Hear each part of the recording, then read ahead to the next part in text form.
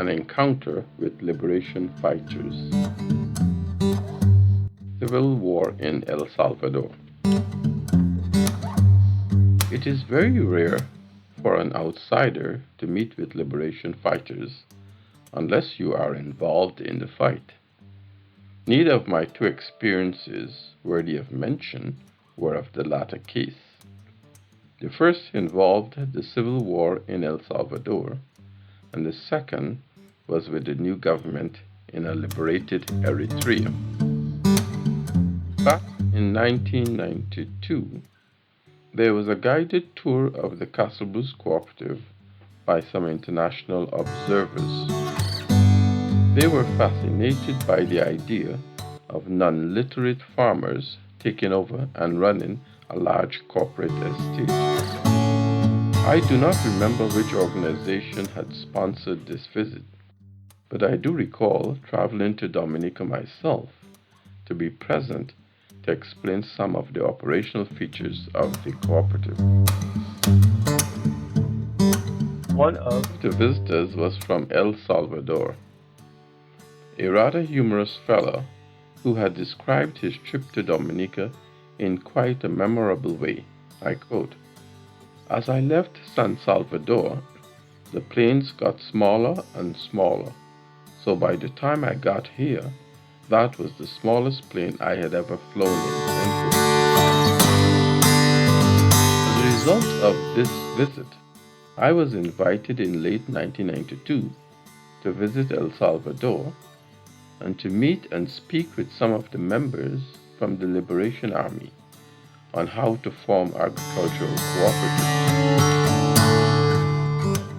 Let me first establish the context for my visit.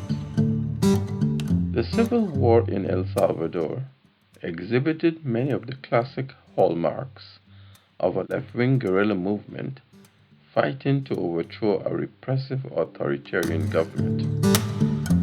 El Salvador had been under military rule since 1931. In the election of 1977, an alliance of the Christian Democrats and other groups under the banner of the UNO had actually won the elections. Fearing to lose power, however, the military panicked and imposed a media blackout, announcing the next morning that they were the ones who had won the presidency by 22,000 votes. Actually, the demonstrations I had witnessed in my early visit to that country in 1977 were really the after effect of this stolen election. For Salvadorians, however, the more contentious issue was that of land. Under Colonel Molina in 1976, the government prepared a small-scale pilot program for agrarian transformation. This plan was to use USAID funds to expropriate large landholdings in San Miguel and Usulután province. These are the two eastern provinces in El Salvador. In an effort to blunt the initiatives of the rebels, the U.S. was willing to buy these estates at market value and to redistribute them as small plots to the landless peasants. This was the standard clueless response of a ruling elite to the legitimate claims of farmers and workers for strategic space to create a viable livelihood. As it was with other such efforts, it had no impact and was fiercely opposed by both the business and rich landowners on one side and the mobilized peasantry on the other side. The swords were drawn and the civil war ensued. The Salvadoran Civil War was fought between October 1979 and January 1992. The Salvadoran Armed Forces, that is the regular army, fought against the FMLN, Frente Farabundo Martí para la Liberación Nacional, a coalition of insurgent guerrilla groups. In 1980 and 1983, the Salvadoran armed forces had been driven out of the territory controlled by the FMLN groups in rural areas. FMLN membership had increased to over 12,000, at which time the organization was actually providing some governance and local services. 1992, however, became the pivotal year of the war. This was the year of peace, when the Chapultepec Peace Agreement brought an end to the Salvadoran Civil War and established peace between the Salvadoran government and the FMLN. A major plank in this accord was the full demobilization of the forces of the FMLN. The fighters in the FMLN were being offered land in return for laying down their arms. However, while the rebel leadership had settled for this agreement, some of the fighters were very unhappy that they were being converted into poor peasants to eke out an existence on small parcels of land. The leaders in one zone were anxious to present the prospects of agricultural cooperatives as a way out of the hopelessness of the former fight. Getting into the FMLN, fighters I met were all young men below the age of 20. Most appear to have come from urban households with little or no attachment to farming and possible a few years of primary education. Some of them already had their baby mothers with them. I ended up spending the better half of 3 hours with them, explaining worker self-management and answering questions about cooperatives.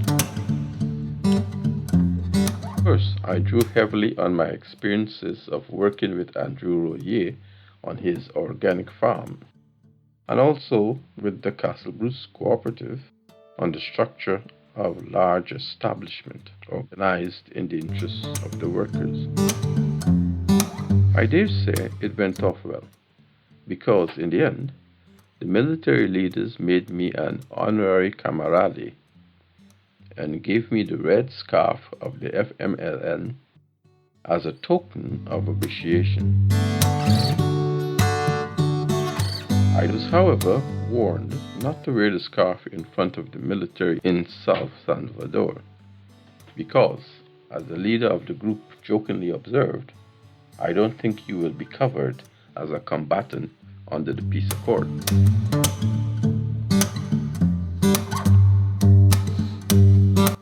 What was more intriguing about this story was how I was able to get into the guerrilla zone. It had been arranged that I would stay with a couple in San Salvador for a couple of days. They were extremely hospitable, although I was never able to establish their own connection to the movement. The day of my departure for the guerrilla camp, we had to drive to a suburb of San Salvador, make the connection there. The couple had decided that the wife would be the one driving me there. A white woman driving a black visitor would not raise any suspicions at checkpoints. We got through the major checkpoint out of the city limits and was soon driving slowly along one of the streets of the suburb. I asked my friend what was the address she was looking for. She had no address as such, but was told that the house would have a EU decal on the door. The EU decal, or sticker, is an emblem of a circle of 12 golden stars against a blue background. The color of dark blue was not easily visible on the doors of the houses as we passed by. But we soon found a door with that sticker. For safety, we parked a little way up the street and walked back to the house, climbed the stairs and knocked on the door. Both of us believed that the meeting I was attending was going to be held at this house. After about 3 minutes of knocking, we were about to give up when a young man appeared from the side of the stairs and said, "Nobody is home." My friend then turned with a look of confusion and said, "We are supposed to have a meeting with someone here." At which point, he turned and called her by her name. More startled, she said, "How do you know who I am?" All of these exchanges were being conducted in Spanish, as he told her to follow his old jeep down the road. As we were turning away, he called out and asked us to please remove the EU sticker from that door. The journey had begun. At one point, our guide turned off the road, but my friend continued on the road. I pointed out to her that he had turned, and she calmly said that we were to continue along this road and he would connect up with us farther down. Soon we were able to recognize why he had done so. We were approaching a major military checkpoint. A few pleasantries were exchanged and we were allowed to continue. Casually taking in the scene, which incidentally appeared arid, I started to realize that my friend was not making a concerted effort to pass a slow-moving vehicle that was throwing up a lot of dust in our way. I asked her if she wasn't going to pass this vehicle. She said, "No, that is the guy who we are supposed to be following." Really? When did he get in front of us again? Soon we were passing a sign that read in Spanish, "You are leaving the protected zone." Then, a mile or so down the road, we came across another sign that read, "Zona Libre." She sounded relieved when she said, "Okay, we are in their area now." It took us another half an hour driving along this dirt road until we began seeing persons on the road, and then, just like that, we were turning into a yard with lots of people assembled under a structure with a thatched roofing. We had arrived. The meeting went very well. I spoke, she translated, we posed for pictures, and after about 3 hours, my friend told them that we had to return to San Salvador. One of the fighters, who had just been demobilized, offered to ride with us to show us the way out. He had actually come back into the camp just to attend this session. In fact, he insisted that I visit his little finca, which I did on a subsequent day and helped him with some of the farming techniques that I had learned from Andrew Royer. I was proud to be given the opportunity to provide conceptual support to this group of fighters. I think that one reason for the sincerity of my welcome was that these young men were probably not accustomed to meeting a black person at all. The society they had left was predominantly white or mestizo in their language. My friend pointed out to me that their encounter with African persons during the Civil War would probably have been with Cuban soldiers who had come in to teach and to support them. The Cuban army personnel on international missions were predominantly Afro-Cubans. It was a pity that such support could only be mounted at a very low level. How could we be expected to counter the Carter and Reagan administrations, who had provided $1 to $2 million per day in economic aid to the Salvadoran government, amounting to over $1 billion by 1984. The US had also provided significant training and equipment to the military. The Salvadoran government was considered friendly and an ally of the US in the context of the Cold War. I should mention that in spite of the efforts to demonize the FMLN, the United Nations had estimated that the FMLN guerrillas were responsible for 5% of the acts of violence against civilians during the Civil War. The other 85% was committed by the Salvadoran armed forces and the right-wing death squads. This was revealed in a 1993 report of the Commission for Truth in El Salvador, entitled From Madness to Hope, the 12-Year War in El Salvador. I was glad to have played a little part in the path of hope. Revolutionary Government of Eritrea, 1992. The Eritrean War of Independence was a prolonged conflict fought between the Eritrean independence fighters and various Ethiopian governments between September 1961 and May 1991. In 1991, the Derg, which is the ruling junta which had overthrown Emperor Haile Selassie, was finally brought to the position of accepting independence of Eritrea in May 1991. In the summer of that year, a group of us were in Asmara as a peace mission to bring about some working relationship between the new ruling junta and local NGO groups. We were actually trying to support the latter. The arrangements for our travel were made by the Carter State Department and a proactive group called the Development Gap for Alternative Policy. They were founded in 1976 to assist in the promotion of economic justice across the South or Third World. Their modus operandi was to help to maximize control by poor communities and sectors over their own development in the face of impositions from the big brother in the north. They professed the principle of the right to self-determination and the belief that local knowledge was indispensable to the shaping of sound development programs.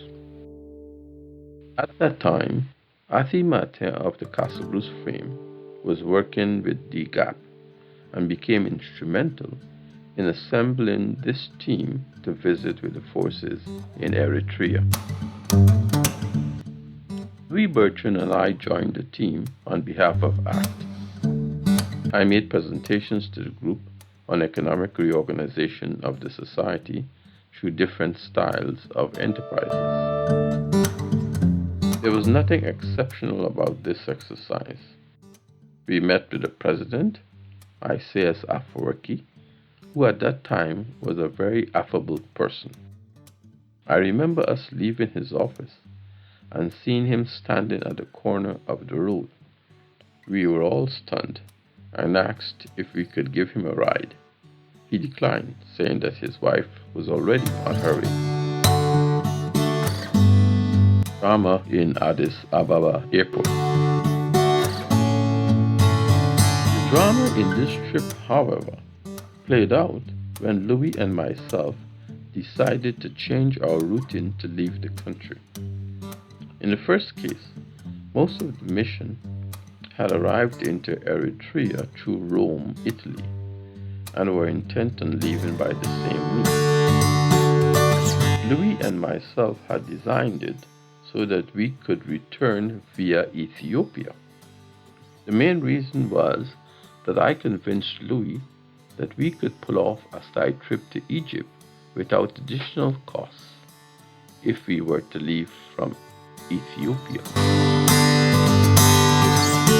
We got a late evening flight that was going from Asmara to Addis. Upon arriving in Addis, we were following everyone off the plane when it dawned on me that there was no immigration in sight. The reason for their absence was that even though the Eritreans had just declared themselves an independent nation, the Ethiopians at the airport were slow in implementing this accord and still considered this flight as an internal flight. I talked to Louis and told him that we can't go into the country without getting some sort of immigration stamp. On my insistence, we found an open office and an officer who would listen to us. He explained to us that immigration was closed, but he would hold our passports and have them stamped appropriately, and that we can collect them on our exit from the country. At that time, it seemed that all foreigners had to surrender their passports on entry into Ethiopia and retrieve them on their departure. In fact, the system seemed to work smoothly. We agreed. So Louis and myself went on into Addis Ababa, did our usual tourism, and then prepared for the big trip out of Addis to Cairo. The date of our departure, we were in the line with other foreigners reclaiming passports. When we got up to the counter, the clerk informed us that there were no Trinidadian nor Guyanese passports in the docket. Panic struck. At first, we started to argue with him, describing the color of our passports, etc. But he just told us to go back to the office where we had surrendered them. This is when the real drama unfolded. We weren't to depart, but here we were, running through the customs arrival hall, past immigration officers who looked at us with some apprehension. They themselves were so busy with the line of arrivals that they could not take us on. We found the office, and lucky for us, someone was in there. We explained our plight, and he looked around in some cupboards and found our passports. Thank goodness, we said, as we were extending our hands while hearing the first call for passengers on our flight. Suddenly, he said, no, he couldn't give us the passports because they did not have a visa inside of them. In our logic, we were profoundly sorry about that. But we were leaving now and no longer needed those visas. Nope, that wouldn't work. He would have to take us to the immigration officer and let him enter the visa and the entry stamp so that we can get the exit stamp and then leave. Say what? Well, at least he helped us to jump to the head of the line and got us in front of an immigration officer. The typical civil servant style, that is so universal among third world countries. He took his time and then declared that we had to pay so many birrs for each visa. I just pulled out what loose US dollars I had, gave him, told him never mind, keep the change, got the stamp and retrieved our passports. The final dash was to get out of the arrival area. We were running past customs officers and security guards, trying to explain to them that we really were not arriving, but trying to catch a plane to leave. I think they were so confused that they never attempted to intercept us. Eventually, we were the last ones on that plane because we had to undergo a stripped-down search behind a curtain to make sure that we were not carrying out any undisclosed currency out of the country. The research took a longer time, but I believe this was because he looked more Amharic than I did.